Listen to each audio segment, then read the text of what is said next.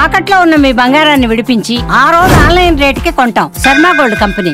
నమస్కారం, సుమన్ టీవీకి స్వాగతం. మార్చి నెల ద్వాదశ రాశుల వారికి నవగ్రహాల సంచారాన్ని బట్టి ఎటువంటి ఫలితాలు వెలువడనున్నాయి, వాటికి ఎలాంటి పరిహారాలని పాటించుకోవాలి, ఈ అంశంపై మాట్లాడేందుకు మనతో పాటు ఉన్నారు ప్రముఖ ఆస్ట్రో మరియు వాస్తు వేదిక్ నిపుణురాలు, దేవి ఉపాసకురాలు శ్రీమతి జయప్రద గారు. అమ్మ నమస్కారం. నమస్తే అమ్మ, శ్రీమాత్రే నమః.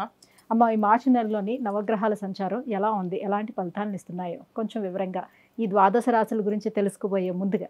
సో మనకి ఈ మాసం అంతా ఏంటంటే మీనరాశిలోనే ఎక్కువ గ్రహాలు ఉండడం జరుగుతుంది. అంటే మాస ఫలితాలు ఎప్పుడు కూడా బుధుడు, రవి, శుక్రుడు మారుతూ ఉంటే వాటి యొక్క ఫలితాలు, శుభ ఫలితాలు, అశుభ ఫలితాలు రెండు మనం చవి చూస్తూ ఉంటాం ప్రతి మాసము. అయితే ఈ మాసంలోని మొత్తము మీనరాశిలోని రాహు ఆల్రెడీ ఎప్పటి నుంచో ఉన్నారు మనకి అక్కడ. అంటే దాంతోపాటు శుక్రుడు, బుధుడు అక్కడే ఉండడం. దీనివల్ల ఏంటంటే కాస్త మంచి ఫలితాలు, కొన్ని మిశ్రమ ఫలితాలు కనిపిస్తున్నాయి. రవి, శనిలు కలిసి ఉన్నారు ఈ మాసంలో కుంభరాశిలో. మార్చి 13 తర్వాత రవి మారినప్పటికీ కూడా అక్కడ మళ్ళీ అక్కడ ఉన్న గ్రహాలన్నీ కూడా ఏంటంటే రాహుతోటి, మళ్ళీ శుక్రుడితోటి, బుధుడితోటి కలిసి ఉన్నారు. మార్చి 13 నుంచి రవి మళ్ళీ మీనరాశిలో సంచరిస్తారు. దాంతో వాళ్ళతో కలిసి ఉన్నారు కనుక కాస్తంత మిశ్రమ ఫలితాలే అన్ని రాశుల వాళ్ళకి కనిపిస్తున్నాయి. అద్భుతమైన ఫలితాలు అని చెప్పడం కాదు, కానీ మిశ్రమ ఫలితాలు ఉన్నాయి. కానీ జాగ్రత్తగా చేసుకుంటూ వెళ్తే చాలా మంచి యోగాలు కూడా ఉన్నాయి. ఎందుకంటే మీనరాశిలో ఉండడం అనేది కొన్ని యోగాలే. శుభగ్రహాలు కదా, పూర్తి శుభగ్రహమైన శుక్రుడు మీనరాశిలో ఉండడం చాలా అదృష్టం, చాలా యోగం. అలాగే బుధుడు కూడా ఉండడం అనేది ఒక యోగం కొన్ని రాశుల వాళ్ళకి. అలాగే తర్వాత రాహుతో కలిసి ఉండడం అదొక యోగాలు. ఎందుకంటే ఖచ్చితంగా కొన్ని ధైర్యాలని, ధైర్య సాహసే అని చెప్పి సాహసాలు చేయడం కానీ, ఇవి చేయించడాల్లో అవసరం కానీ, ఒక నైట్ వాళ్ళని ఒక స్టార్ హీరోలు చేయడం కానీ, ఇవన్నీ అవకాశాలు కూడా ఇది కూడా ఉండే అవకాశాలు ఉన్నాయి. అయితే ఇవన్నీ కూడా ఏంటంటే మనకి ఏ రాశి వాళ్ళకి యోగంగా ఉందని చూసుకోవాలి ఈ మాసంలో. తర్వాత కుజుడు వచ్చేసి మిథున రాశిలో ఉన్నాడు. తర్వాత గురువు వక్రించి వృషభ రాశిలో ఉన్నారు. కేతువు కన్యా రాశిలో ఉన్నారు. కుంభరాశిలో రవి, శనులు కలిసి ఉన్నారు. సో ఈ వీళ్ళందరూ ఉండడం వల్ల మార్చి నెలలో చాలా వరకు మిశ్రమ ఫలితాలు అన్ని రాశుల వాళ్ళకి ఉన్నాయి. అలాగే మనకి మార్చి నెలలో 29 షష్టగ్రహ కూటమి అని చెప్పి అది ఉన్నాడు. దానివల్ల కాస్తంత ప్రభావాలు కూడా కొన్ని రాశుల వాళ్ళకి పడుతున్నాయి. సో ఇవన్నీ మనం చూసుకుంటూ జాగ్రత్తగా వెళ్ళడమే. జ్యోతిష్యం అనేది ఏంటంటే ముందుగా చూసుకోవడం అనేది ఏంటంటే భయపడడానికి కాదు, ఒక అడ్వైజ్. అంటే మనకి ముందు అక్కడ మలుపు ఉంది, అక్కడ జాగ్రత్తగా స్లోగా వెళ్ళండి అని కార్కి ఏదైతే చెప్తుంటామో, ఆగండి, స్లోగా వెళ్ళండి, స్లో అని చెప్పేసి. అలాగా జ్యోతిష్యం తెలుసుకోవడం వల్ల ఏంటంటే ఏ విషయమైనా ఈ నెలలో ఇవి చేయొచ్చు, ఇవి చేయకూడదు, వీడి జోలికి వెళ్ళకుండా వీడి జోలికి వెళ్ళి పని చేసుకోవచ్చు అని తెలుసుకోవడమే. ఇది మనం తెలుసుకోవాల్సిన విషయం. అమ్మ, మార్చి నెల కుంభరాశి వారికి ఏ గ్రహాలు అనుకూలిస్తున్నాయి, గ్రహాల స్థితిగతులు ఎలా ఉన్నాయి, వీరికి ఎటువంటి ఫలితాలు ఇస్తున్నాయి? తప్పకుండా. సో కుంభరాశి వాడికి ఈ మాసంలో యోగించే శుక్రుడు బ్రహ్మాండంగా ద్వితీయ స్థానంలో మీనరాశిలో శుక్రుడు ఉండడం వల్ల వీళ్ళకి అదృష్టం. సో ఇల్లు కట్టాలనుకునే వాళ్ళకి, ఇల్లు కొనుక్కోవాలనుకునే వాళ్ళకి, స్థలాలు మా పేరున లేవు, అసలు ఒక స్థలమైన కొనుక్కోవాలనుకునే వాళ్ళకి, ఏదైనా మాకంటూ ఒక ప్రాపర్టీ కావాలి అనుకునే వాళ్ళకి, మాకంటూ ఒక గుర్తింపు కావాలి అనుకునే వాళ్ళకి, మేమంటూ చేస్తే ఏదైనా వ్యాపారం చేస్తే దాని అభివృద్ధిలో రావాలి అనుకునే వాళ్ళందరికీ కూడా యోగ్యంగా కనిపిస్తుంది.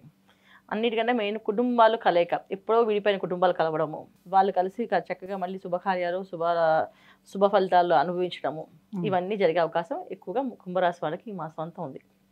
ఈ మాసంలో వీళ్ళకి ఏది అన్ని విషయాల్లో ఖర్చు అధికంగా కనిపిస్తుంది, అలాగే పనులు అధికంగా కనిపిస్తున్నాయి. అంటే మంచి అవ్వచ్చు, చెడు అవ్వచ్చు. అధిక పనులు అంటే ఒక పెళ్లి వివాహం పెట్టుకుంటే ఆ వివాహం కోసం అన్ని పనులు చేయాల్సిన బాధ్యత వీళ్ళపై పడుతుంది. ఎందుకంటే శరీరం బాగా కష్టపడుతుంది. ఎందుకంటే కుంభరాశిలోనే రవి భగవాన్ ఉన్నాడు, శని భగవాన్ ఉన్నారు, కలిసి ఉన్నారు. అదేమంటే శరీర కష్టం, శారీరకమైన కష్టం ఉంటుంది వీళ్ళకి. అది మంచి అవ్వచ్చు, చెడు అవ్వచ్చు. ఒక గుళ్ళో ప్రదక్షిణాలు చేస్తాం, అది ఒక కష్టమే, కానీ అది పుణ్యం వస్తుంది. అలాగే ఒక శుభకార్యం చేస్తాం, బాగా కష్టపడ్డాం, అది మంచి ఫలితం వస్తుంది. అలాగే ఉద్యోగంలో రాసి సంపాదన పెట్టారు, బాస్ కావాలని టార్గెట్స్ ఇచ్చేసి, అది ఒక శారీరక కష్టం. సో ఇలాంటి కష్టం అనేది వీళ్ళకి ఉంటుంది, కానీ మిగతా అన్ని శుభ ఫలితాలు ఉంటాయి.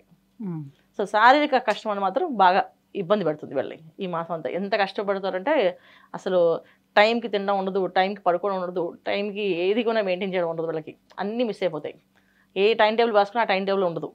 ఏది ఆలోచిస్తారో దాన్ని అన్ని పొద్దున్న లేసి అన్ని తారుమారు అవుతుంటాయి. ఒక ప్లానింగ్ ప్రకారం వెళ్దాం అనుకుంటే ఆ ప్లానింగ్ మొత్తం మారిపోతుంటుంది. ఈ ప్లానింగ్ కాదు ఇంకో ప్లానింగ్ అని చెప్పేసి ఈ మాసం అంతా ఎందుకు వెళ్తున్నారో, ఏం చేస్తున్నారు అనేది ఆటోమేటిక్గా అది మారిపోతూ ఉంటాయి. కాకపోతే చేయాలనే సంకల్పము, కోరిక, కుతూహలము ఖచ్చితంగా ఉంటాయి. ఎందుకంటే ఇక్కడ శుక్రుడు ద్వితీయంలో ఉన్నారు కనుక నేను ఆ పని చేసుకోవాల్సింది, నాకు అది కావాల్సింది అని చెప్పేసి. కొన్ని పాజిటివ్ థింగ్స్ బాగా ఉన్నాయి, కొన్ని నెగిటివ్ థింగ్స్ కూడా ఉన్నాయి వీళ్ళకి. తర్వాత ద్వితీయంలో ఎప్పుడైతే శుక్ర రాహువులు బుధుడు కలిసి ఉన్నారో, తర్వాత 13వ తారీఖు నుంచి రవి కూడా కలుస్తారో, సంతాన విషయంలో చాలా జాగ్రత్తగా ఉండాలి. సంతానంతో కాస్తంత ఇబ్బందులు, వాళ్ళకి అనారోగ్య సమస్య రావచ్చు, వాళ్ళకి ఆర్థికపరమైన ఇబ్బందులు రావచ్చు, లేకపోతే వాళ్ళకి విద్యలో అసలు రావచ్చు. ఏదో ఒక ఇబ్బంది సంతానం వల్ల వీళ్ళకి శారీరక కష్టం కదా, అలాగే మానసికమైన ఇబ్బంది కూడా 13 దాకా ఉంటుంది. సో ఈ వీటి వల్ల వీళ్ళు కొంచెం జాగ్రత్తగా ఉంటే ఆరోగ్య సమస్యల వరకు అయితే వస్తాయి. వీళ్ళకి ఆరోగ్య సమస్య కాదు, వీళ్ళ సంతానానికి ఆరోగ్య సమస్య రావచ్చు, అయితే విద్యలో ఆటంకాలు రావచ్చు వాళ్ళకి, అయితే ఆర్థికపరమైన ఇబ్బంది రావచ్చు సంతానానికి.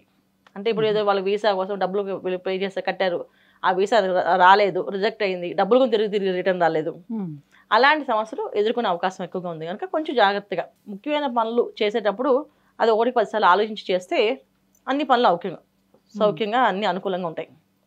ఆలోచించకుండా పొరపాటున తొందరపడి చేశారంటే అవి కొంచెం ఇబ్బంది పెట్టే అవకాశం కనిపిస్తుంది.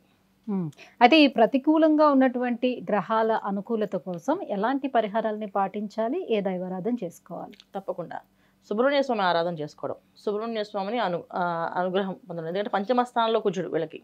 సో ఎప్పుడైతే మిథున రాశిలో కుజుడు ఉన్నాడో ఇంకొంచెం ఎక్స్ట్రీమ్గా అగ్రెసివ్గా వెళ్తారు ఏ పనులైనా. అంత అగ్రెసివ్గా కాకుండా నిదానంగా వెళ్ళడానికి కోసం ఎక్కువ సుబ్రహ్మణ్య స్వామి ఆరాధన చేయడం, సుబ్రహ్మణ్య స్వామిని పూజ చేసుకోవడం, ఏమిటి సర్వణ భవ అనుకోవడం, లేకపోతే సుబ్రహ్మణ్యాయ నమః అనుకోవడం చేసుకుంటూ జంట నాగులు ఏదైతే ఉన్నాయో అక్కడికి వెళ్ళి పాలు పోసి రావడం ప్రతి ఆదివారం చేస్తూ ఉంటే ఎటువంటి ఆ సంతానానికి ఎటువంటి ఇబ్బందులు రావు, అలాగే వీళ్ళకి బంధువులతో ఎటువంటి ఇబ్బంది రాకుండా అన్ని అనుకూలంగా ఉంటుంది.